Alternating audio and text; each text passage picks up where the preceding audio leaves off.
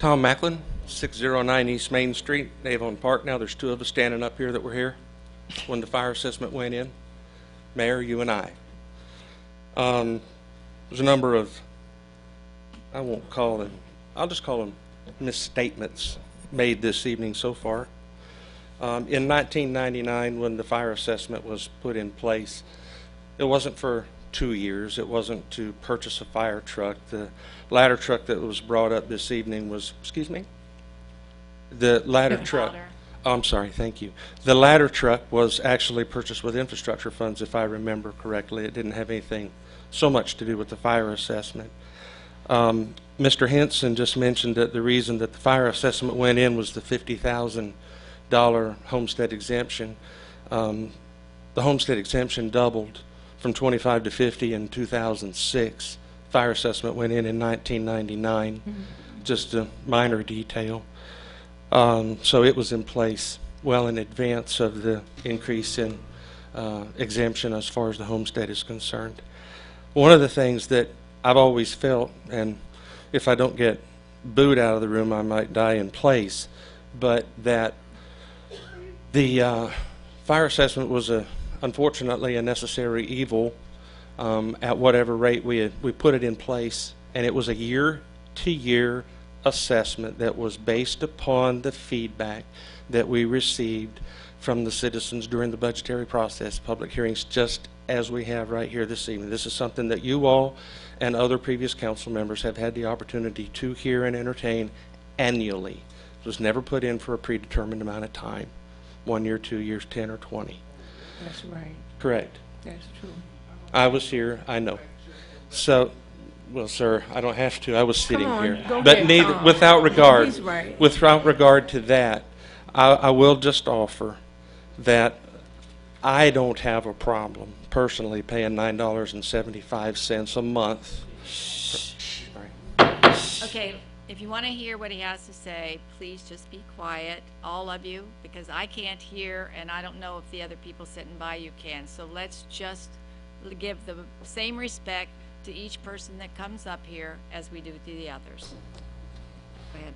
And regarding, I believe it was Pastor Trotter, Reverend Trotter, one of the things early on as far as the fire assessment was concerned is there was an exemption for churches in the fire assessment. There was quite some number of years, in fact, that the churches weren't included in it and only brought in very marginally.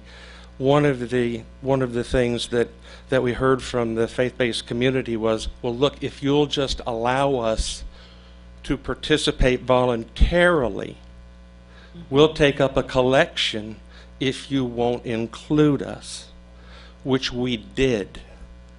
One church in town wrote a check. One. That's how the churches ended up getting folded in, because of the size of the structures and the number of people that meet in it on a regular basis were, as Mr. Best mentioned, kind of a high liability issue, and certain types of equipment were needed for some churches, more so than others, to address their needs. So let's just say that the council decides to go with the will of the majority of the speakers so far this evening, and that you just completely disband, do away with the fire assessment, which is certainly something that you can do. That's certainly what you're hearing that those that are in the room are asking for. So then the trade-off is obviously significant cutbacks, as far as I can tell, in the fire department.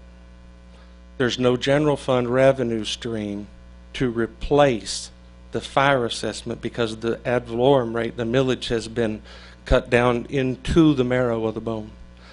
I don't see, unless somebody else can figure out where a general revenue stream alternative, there's not one, is there, Ms. Gray? No, I don't think so. It's not there.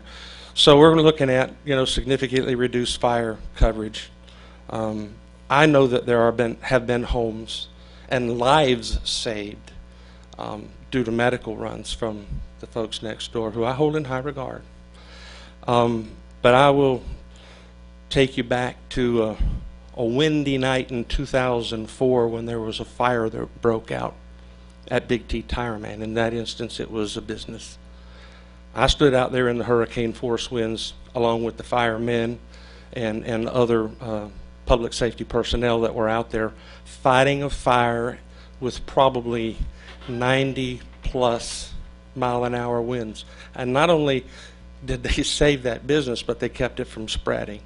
It was amazing. And I think oftentimes we have the tendency to sell short, what some of the men and women in public safety do for us. I don't know how you're going to go about funding it. I've always said that the depth of the cuts that we've seen in the millage rate were unsustainable, because I knew there'd be a day when a fire assessment was going to come up with this type of pushback. So it leaves you in quite a quandary. I'm not going to tell you what your answer is, but your options are very few. You either continue with the fire assessment, which obviously burdens people and businesses, or you do away with it. It sounds like I think you ought to be able to continue it in previous, but I'm not privy to all that. But if you do away with it, I know that our fire rescue coverage is going to suffer significantly because there's no way to fund it. It's one of the reasons I lived in the city of Avon Park. It's one of the reasons I hated so badly to see the police department go away. I'd hate to see the same be the case with fire department.